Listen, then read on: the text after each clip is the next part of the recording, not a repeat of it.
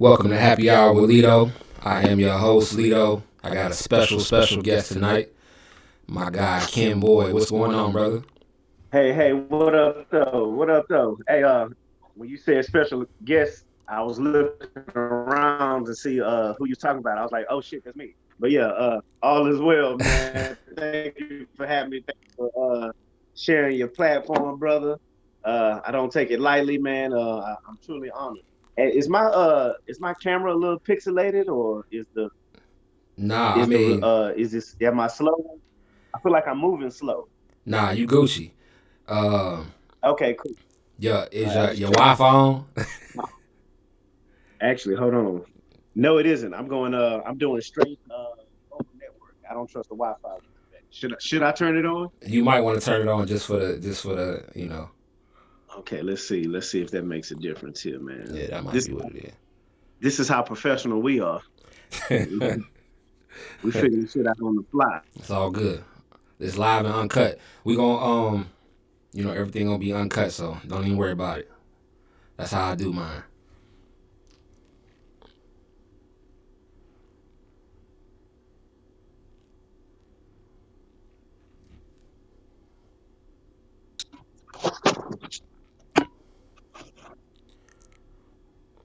Yo, yo. Yo, you good now?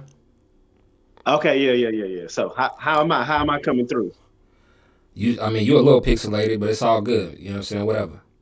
Okay, okay. Let's ride with it, man. How are you, my I'm brother? good. I'm good, man. How you holding up in this pandemic? Well, I was doing well before the day, man, but I turned on TV. My Rockets is getting their ass busted, man, 48-71. So that's a little disheartening. Other than that, man, I'm doing quite well, man. I can't complain, man. My family is in good health. Um, no one has been affected by the virus That's that I good. know in my family, which is a blessing, man. Right. I do know people who have had it. I know people who have had family members pass from it, but so far, man, yeah, that it's been pretty all right on my end. We've been, staying out the way, and Hmm. those of us that are essential go to work. I've realized how useless I am in a I feel you feeling I useless? realize I ain't working. I am not essential at all. So, Yeah. but nah, it's cool, man, because since I've been in town, man, a lot of people have been putting me on a lot of different shows. They realize I'm in town, like, hey, you want to do this? Hey, you want to do this? Hey, you want to do this? And my answer is like, yep, let's do it. Yep.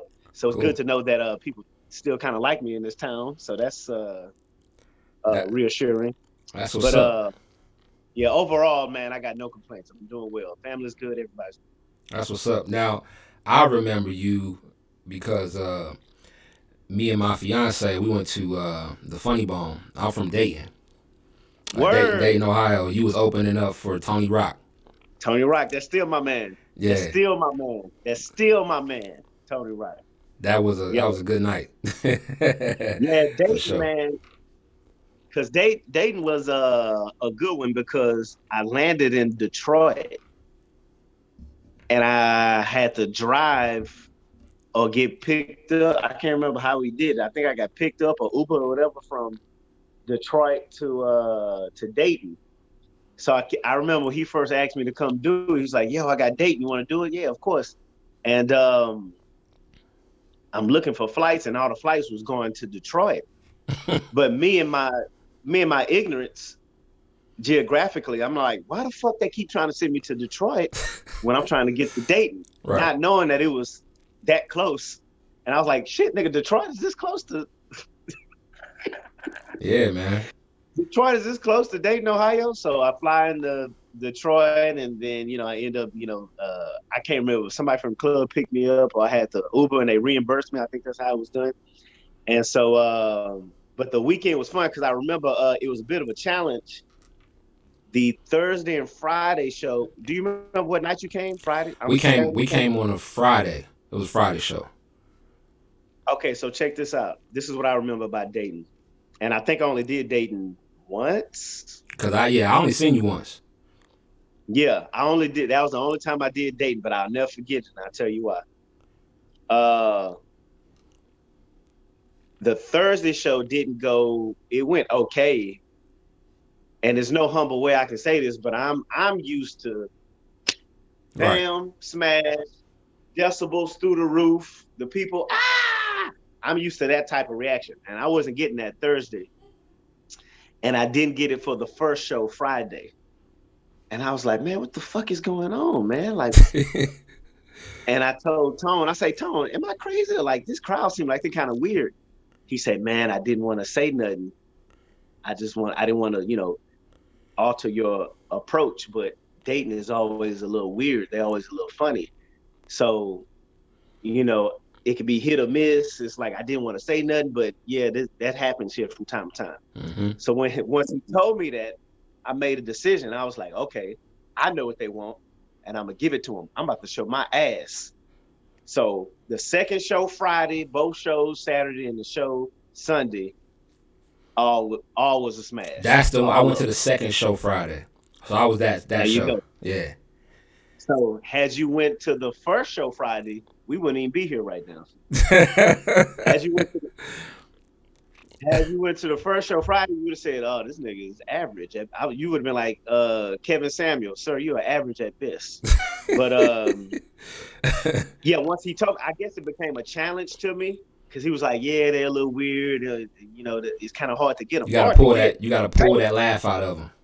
You know. Yeah, yeah. So at first, I guess I don't know. Maybe I was too comfortable. Maybe I was just I I was spoiled. Maybe I had spoiled myself, but the expectancy, maybe I was entitled.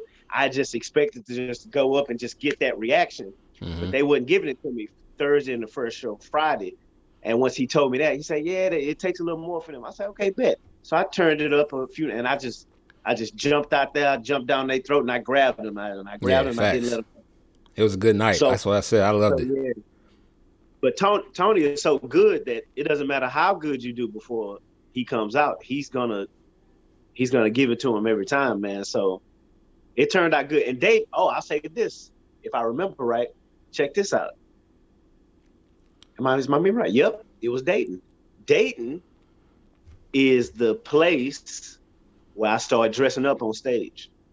If you see me now and there's a big show and there's a lot of people coming to see me, or if I'm on the road by myself, or I'm doing cruise or something, and I got my fly shit on, my jacket, my button down, my slacks, my socks is right, man, my hard bottom shoes, my cufflinks, lapel pin, tie, bow tie, whatever, tie clip, watch, break, all that shit is on point. I started doing that in Dayton, Mm. but at first I would wear regular shit, little hoodie, jeans, maybe a t-shirt, whatever, sweater, regular shit. Right.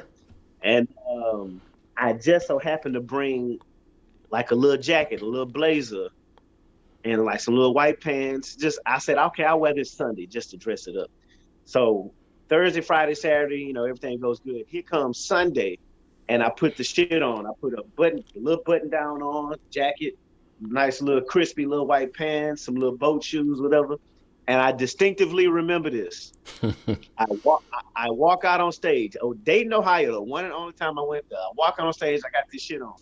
Now these people don't know me from Adam. They came to see Tony Rock.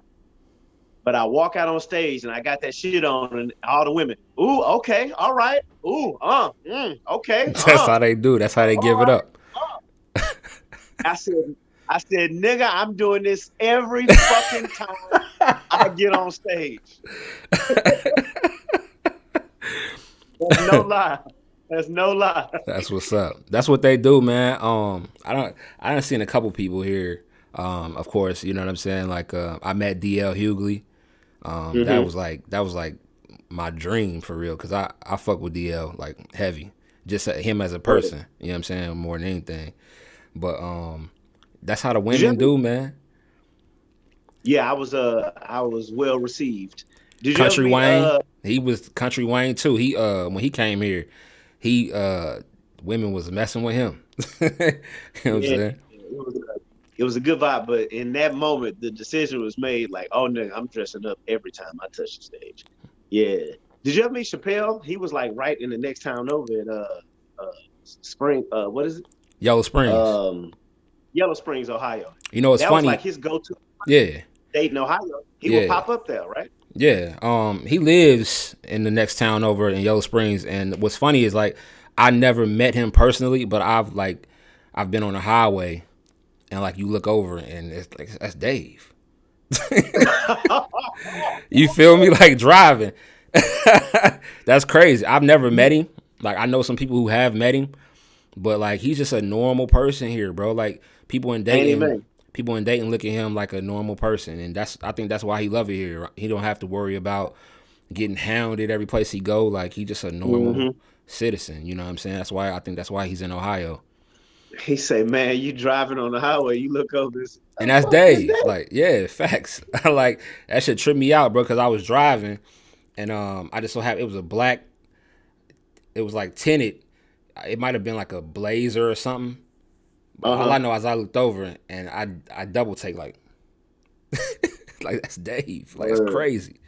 So How cool is that? right.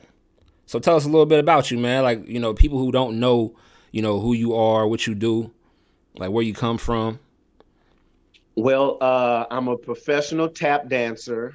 I uh, I performed on Broadway for many years. My taps have received rave reviews in the New York Times. Nah, I'm totally joking. But hey man, your face is like, man, nigga tap dance too. But Facts.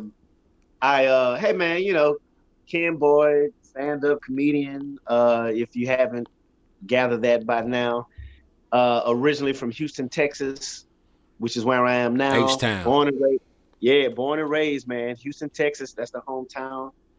And been living in New York for the past, what, 8 years? My God. Yeah, well, it makes 8 years this year. I moved to New York in 2013. So this year is going to make 8 years. But I've been in Houston for like the last, basically, I guess you could say, a year because of the pandemic. So when everything shut down in New York, I said, well, ain't no reason for me to be here. So let me go kick with my family. So we've been, hanging out, running spades, talking shit, laughing, joking, what have you. But been very fortunate in my career so far. The first 5 years of my career was here in Houston. Mm-hmm. I hit every goal I wanted to hit that I set for myself. I wanted to sell out the Houston Improv. I did that. I did that uh, 10 times over. Um, I wanted to create merchandise. I did that. I wanted to shoot a DVD, a special. I did that. I wanted to go on the road with a big name, a big head name headliner. I did that with Tony Rock, 4 years in the game, which shocked him because the first place I ever went on the road with him was a place called Richmond, Virginia. And Mm. because I featured for him here in Houston when I met him, and it went well. And he was like, "Yo, come out to Richmond with me." I'll go out to Richmond, and before the show in the green room, I just make small talk with the host. I say, "Hey man, how long you been performing? How long you been slanging jokes?" He said, "Oh man, I'm 8 years in." He said, "What about you?" I said, "Man, I'm 4 years in." And Tony Rock said, "Nigga, 4 years?" He like, "Yeah." And he like, I say, "Well, how long you thought I was performing?" He said, "Man, I thought it was more than that." I was like, "Shit, I'm here now. Too late. I'm already here." So I've experienced some success very early on, and then after I reached every goal that I wanted to reach that was short term, I said, "Well, if I stay here, I'm going to plateau. I'm just going to, there's going to be no upward mobility. Mm-hmm. Uh, everything's going to become stagnant." So I set new goals, and one was going to New York and getting on TV and getting representation and overall just becoming a better comedian, getting sharper, getting more repetition, putting myself, you know, uh, in the lion's den, where I can really, really be judged, without bias, as opposed to me being the hometown guy. Mm-hmm. So 2013 went to New York. It was not easy, but I found a home club. I got repetition. I got sharper. I got better, and I got an opportunity to get on Comedy Central. Uh, with Kevin Hart, a show called Heart of the City. That was in 2016. The year after that, I shot for Apollo with Steve Harvey on Primetime Fox. The year after that, I did a festival in Billings, Montana called Big Sky Comedy Festival, which I came in second. I got a I got representation from that. My agents. I got to do cruises. Then my first audition was a show called Godfather of Harlem with Forrest Whitaker on Epics. I got it. And the year after that, I did The Last OG, which was 2020. The Last OG with Tracy Morgan on TBS. So every year since 2016, I've been blessed enough to appear on television. And so we're just trying to, keep that train going, keep the, needless to say, the virus has, threw a monkey wrench in a lot of Yes, people's sir. plans. Yes, sir. But like I said, my family is good, so there's no complaining on that. But every year it's been going very good for me. And we're just trying to continue to drop pieces in the bucket, build it brick by brick, and but that's me. That's the entirety of my short run so That's far. what's up. So how did you end up landing the or getting wind of the role in Godfather of Harlem? That show, man, that show off the chain. Yeah, yeah, I like it. I knew. Well, like I said, the festival I did in Montana, it's a festival slash competition, right? Mm. But the good thing is, there's a lot of bogus festivals out here that say we got a lot of industry come in, a lot of industry gonna be taking a look at you, and they really just, talking you out your money for comedians to go and sign up and things of that nature. Mm. But this one was a legit festival, so um, with a lot of industry, that shows up. So I submitted the first year, I didn't get it, and then I submitted the second year, and I got accepted. And fast forward, I end up landing second place.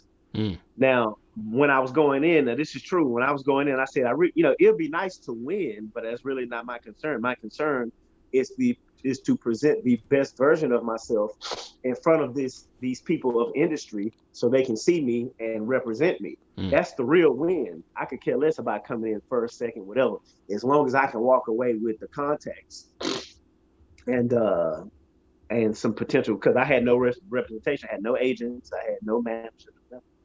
So I come in second place, and they had a party after the festival was over.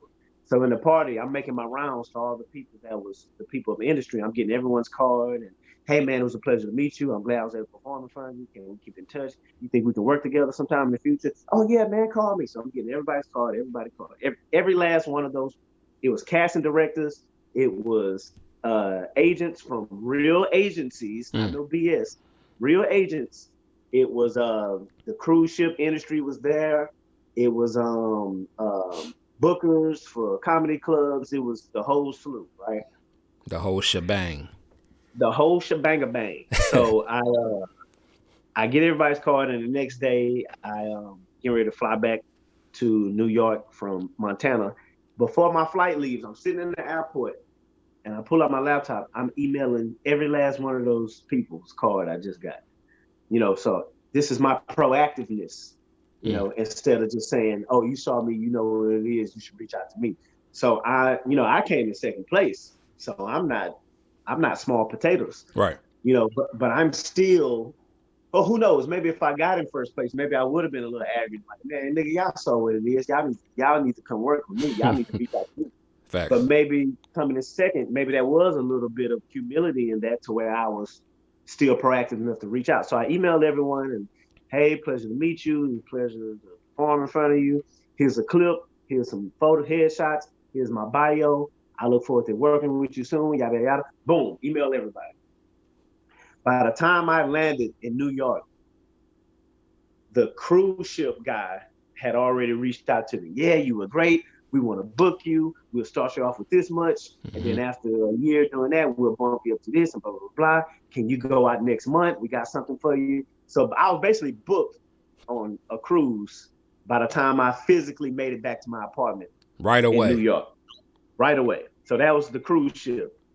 And then I'm emailing, it was several agencies agents that was there. I'm emailing all of them. I'm trying to see who is really fucking with me for real or who just, Right. just talking talk. And this guy was with this agent called Prestige Talent Agency named Mark Scroggs. He said, "Hey man, he was an older guy and older white guy. He said, Mm. yeah, I like you, but the college people straight up said, no, there's nothing we can do with you. You're too raw for us. We can't book you." He said, "No, don't get us wrong. You're funny, but we cannot use you in the college circuit." So I was like, "Okay, thank you for your honesty." So the agent said, "Hey, I like you. You're a little raw, but I'm gonna take a chance on you. I like you." I said, "Okay, cool." And some time goes by. He said, "Hey, it's cherry popping time. I got your first audition. It's some show, or it's gonna be on Epics with Forrest Whitaker. It's called Harlem something Godfather of Harlem. It's my first audition ever, really seriously acting, and I get it. And then he tells me, he's like, "Yeah, you like a pimp from the '70s." And immediately I said, "Oh, nigga, this is mine. Like, this is me. I got you." Without question, And you it's like, oh, so this, I got this. This is nothing. oh, this is me. Like, who else could do this but me? But it's so funny because all my boys in New York and all the other comedians from New York and Philly, they think I'm just the most soulful nigga they ever met in their life. Because I real life say shit like, uh, you know, "Hey, can you dig it?" Or like this, I use old timey slang like that, right? So they was like, "Oh yeah," I said, "Man, they got me playing a pimp from the '70s." I said, "Oh yeah, you got that. That's you." So fast forward, I go to the audition. I just remember leaving the audition feeling very good and very just upbeat that I was going on auditions. And then very little time went by, and maybe the next few days, it was like, "Yeah, they want you. They want you for the thing." So, next thing you know, I'm going in for the fitting for the costumes. And next thing you know, you're on set, you're doing the scenes, and next thing you know, it's over. Hmm. And it's like, oh shit, goddamn. Like, and then next thing you know, you see yourself on TV. And I didn't make an announcement because I know these things can get cut out and things of that nature. But I knew the show was good because you never know what you got until you never know how good the show is going to be until it comes out. All you know is you got an audition, you got the audition, you play the part, but you never know how good it's going to be, Right. right? You trying to work. So the show comes out, I'm looking at it, I'm like, "Hey, this is kind of all right." And I had to check myself because I'm thinking like, well, do I think it's all right because I know I was in it? But then I started seeing, this is how I knew it was good. I started seeing hood niggas on my timeline, like on Facebook, like, "Man, nigga, Bumpy Johnson wife bad to the motherfucker." I was like, "Oh, these niggas is watching the show." I'm like, "All right, cool." So that's how I knew it was something that was good enough for the inner city could enjoy, and it Hmm. turned out all right, man. That led to the next thing and the next thing and the next thing. So that's how that came about. Word. So who inspired you to do comedy? A couple people. First and foremost, I was always the funny guy around my family and around my classmates and friends and things of that nature, just naturally. But seeing certain people on TV, because at first, when you're younger, you just think you're a fan. Like, man, I like watching this. You Right. never think you're gonna do it one day. Right. But the richer, the usual suspects, man. Nobody unique.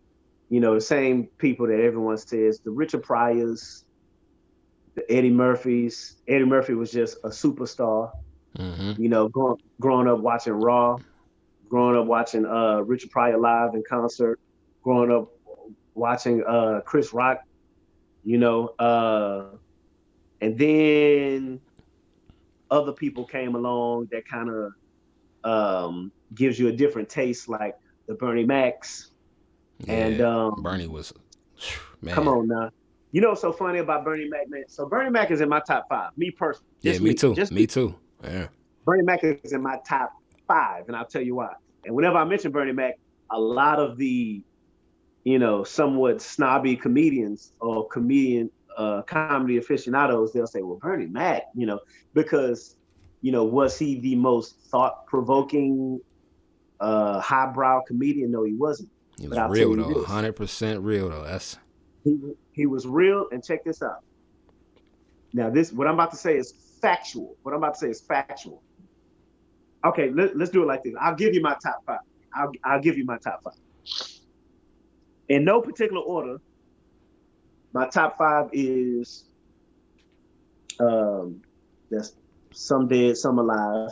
In no particular order: Richard Pryor. I do dead first. Richard Pryor, Bernie Mac, Patrice O'Neal. You know who that is? yes, sir. Patrice O'Neal. And the two that are alive are Dave Chappelle and Chris Rock. Right? Mm.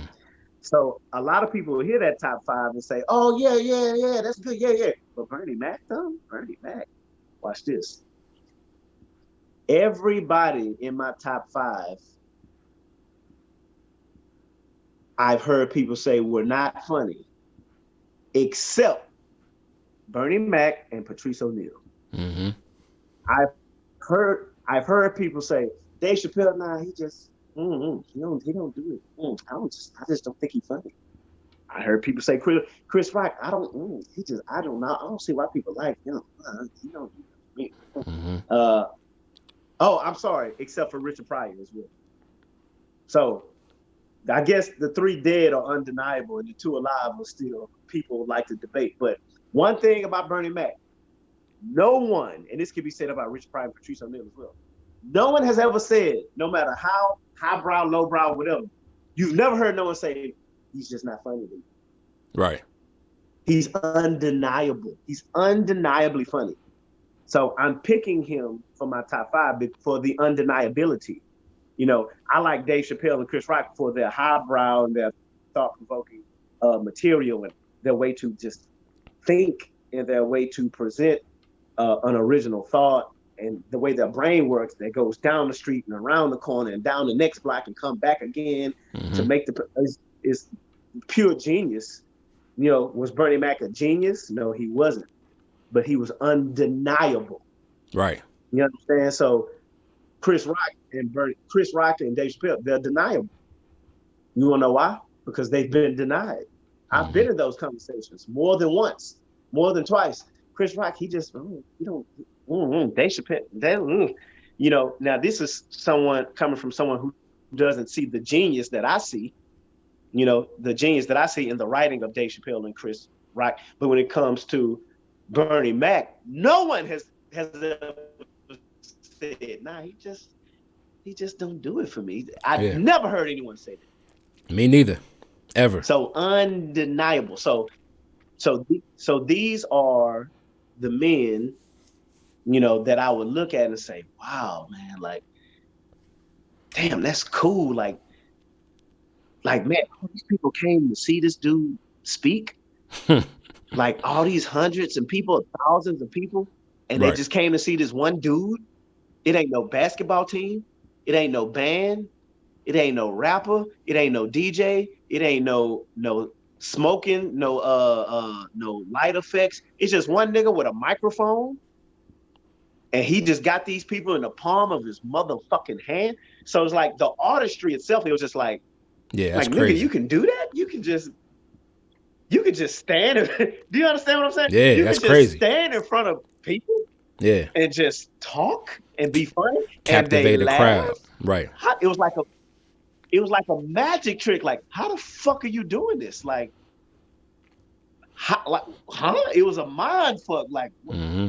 you do you have to go to some type of school to learn how to do this? Like, how did this work? So I was fascinated by the art form, and everyone I just named was just the best, like the best magicians at this magic trick, you know. And I was like, wow. So for the longest, I was just a fan. Like, wow, look at them do that. Oh my god, that is it. It's almost like being a basketball fan and you see your favorite basketball player live, or not even live, just on TV, and they coming down and they handling that motherfucking rock, and they going between the legs, and they got two defenders on them, and they go. through the defenders, Mm-hmm. and they still handling that right. They go behind the back and they sham guard and they going up and down, left and right, and they go and they spin move and they go take it around the back, and then they come and boom it on two niggas at one time. And you look like, oh shit! Oh yo! How the fuck did you do that? But listen, you're a child. Right. You're what, 5, 6, 7, 8, 9, 10, whatever years old. So you going up and like you see this person just fly and boom it at the rim. Now you're a child. You can't jump that high. So you're just a fan, like, wow, that's amazing what you just did. You never think that you could do what you see this nigga just did. You never think that you could actually do that one day. You just think you enjoy watching it. He's like, wow, that's beautiful what you just did. But then time goes by, you get a little taller, your faculties come together, man. Your coordination comes together. You know, you find yourself fucking around one day, like, damn, I can handle this rock pretty good.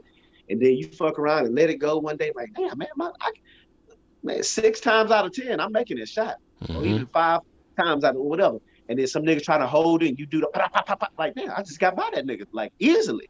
And then one day you fuck around, let me see if I can get it. You jump as hard as you can jump, bow, and you dunk it like, oh shit, I can do the shit that them other niggas did on TV. So it's that same type of fulfillment for me, as a child when I saw these artists and these magicians perform, and then fast forward, you realize like, oh shit, I can do that too. And Mm. it's a beautiful feeling, man. So let me ask you. So Beautiful. you, of course, you write your own material, right? Of course. How do you feel about guys like Kevin Hart that have a team that don't necessarily write their own? Well, Because he I feel like he he takes a lot of does. slack for that though. Like he gets a lot of. I don't know if you heard like the news about his latest thing that he did. It was like in his house, at his crib Yeah, or yeah, I whatever. saw that. It was I forgot the name of it, but people were giving him like, I mean, they were saying it was terrible. I watched it. It was okay. It wasn't bad to me, but well, I'm trying to find something I can prop this phone up on so I can get some more elevation. But in any event, no fucks given is what it was yeah, yeah, called. yeah, yeah. That's right, right. No fucks given. Now, have I met Kevin Hart? Yes, I have. Do I know him personally? No, I do not. But Kevin Hart, right? He writes his own material. He does have a team that knows his voice, Mm-hmm. right? So what he has been doing for the last X amount of years is his group, the Plastic Cup Boys, they know, is no better way I can say it. They know his voice. They know his cadence. They know his subject matter in which he likes to present.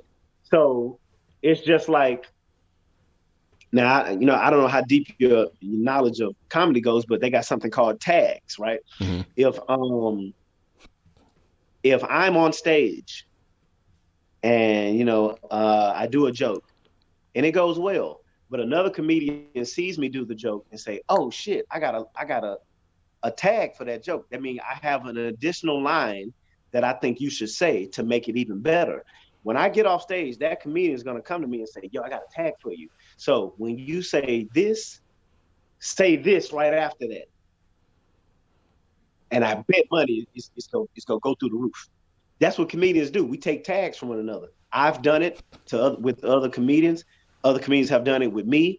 That's the fraternity and the camaraderie thereof of this beautiful art form. Mm. He just so happens to have a group of guys, that knows his voice so well that can help him develop and give tags on the material that has been developed. Mm. And me personally, I don't feel any type of way about that. Because you got to realize what needs to be understood and realized before anything is said about Kevin Hart is this: Kevin Hart has reached a level. Listen to what I'm about to say. Mm-hmm. Kevin Hart has reached a level, and I mean this sincerely. And whoever you can name, try to name to combat what I'm about to say, I dare you. Kevin Hart has reached a level that no other comedian has ever reached. That's facts. That is a fact. We can go to commercial success. Like the motherfucker is a mogul. Do you Mm-hmm. understand what I'm saying? He's a CEOs. He has companies, plural. Right. Do you understand? Like that level of success before Kevin Hart was unfathomable. Right. Before him, it was just Eddie Murphy level, Mr. Box Office. Yep. I'm gonna do well enough. I can get a movie made like that. I can do it up. I can get this celebrity in my movie. I can do that. But we talking about a motherfucker with a shoe deal with Nike, That nobody could get. I tried to get the shoe. endorsement. You understand? Endorsements. This motherfucker owns an underwear company. He has his production company. Like my man. So when we talk about like there has to be a machine behind that. Right. You can't do all that shit by yourself. It is impossible. So for somebody to say, "Oh man, you got these niggas writing your jokes," first of all, that's not true. Secondly, let's pretend it was. My man, you really think you get where I am?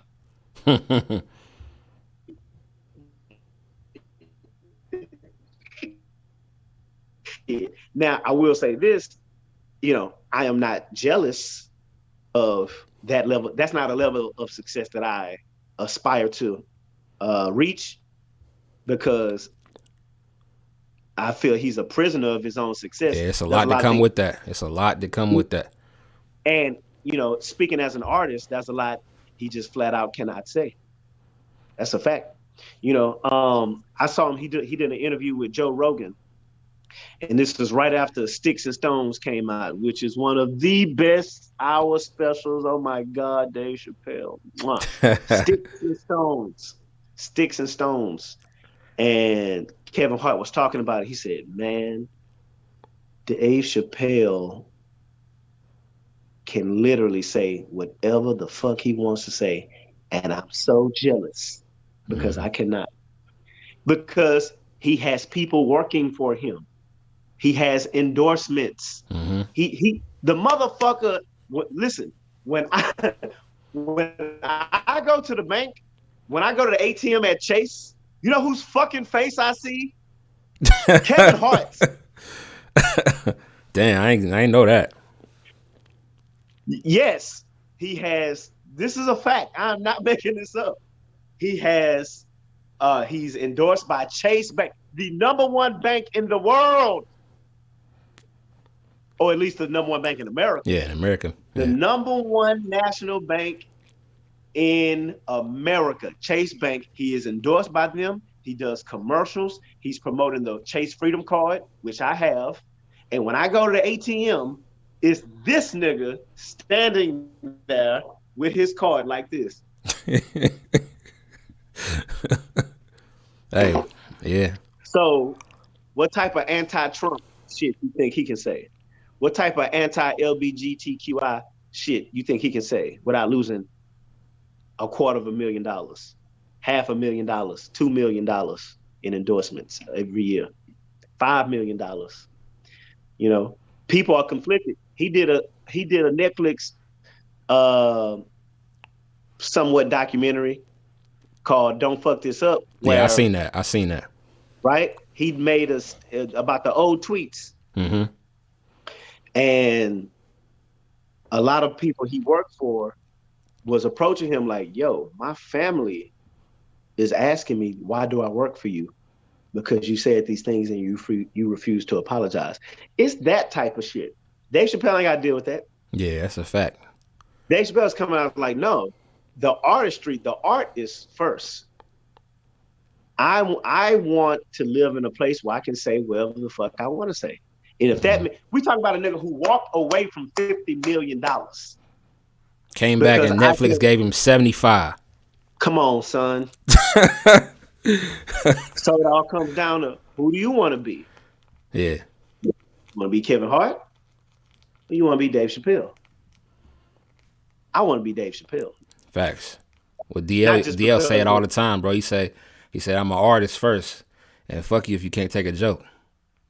word, man. And I refuse to conform to any type of expectations there are of me or my art form or any art for that matter. Because what's funny, in the last few years, there's been a switch, there's been a flip of expectations, right? When I see politicians get on their platforms and on TV and on social media and just say the most reckless shit, the most culturally insensitive shit, and they just letting it fly and not giving a fuck. And the people that support them say, that's why I like this guy. He gives it straight. He don't give no slack. Man, he's not a politician. He just gives it straight. That's why I love this dude. That's why I voted for him. But when we get on stage and literally, now these are people who are in real positions of power Right. to affect Change. the nation.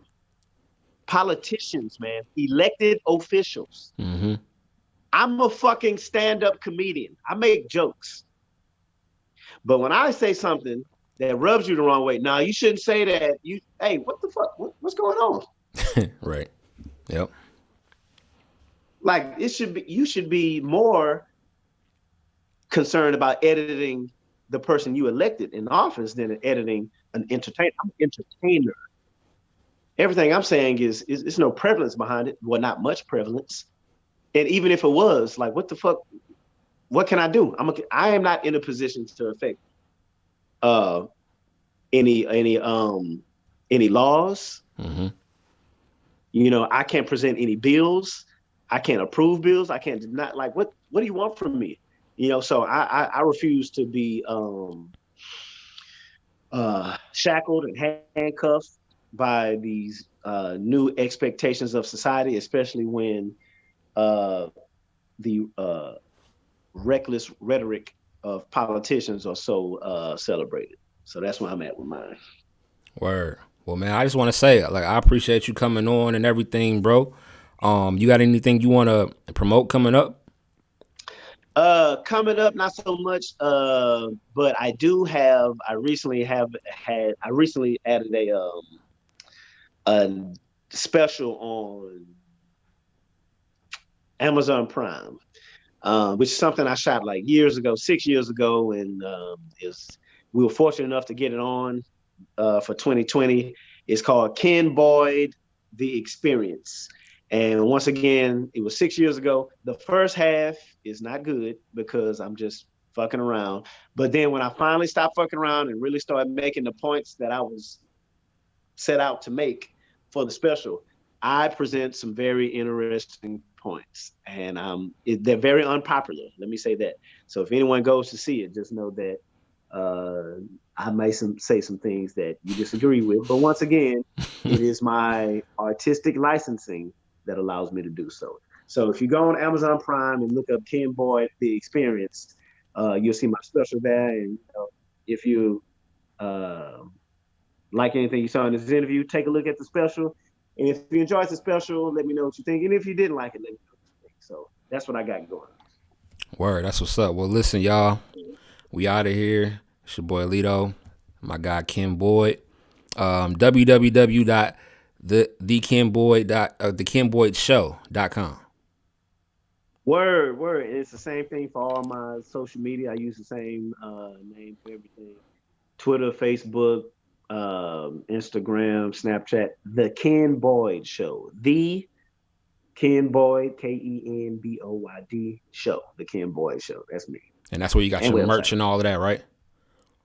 Yeah, merch not so much. I got some very unique ideas for some upcoming merch. I don't have any right now, but more than likely I'll have some coming out this year. Yeah, let me know so I can spin with you, brother.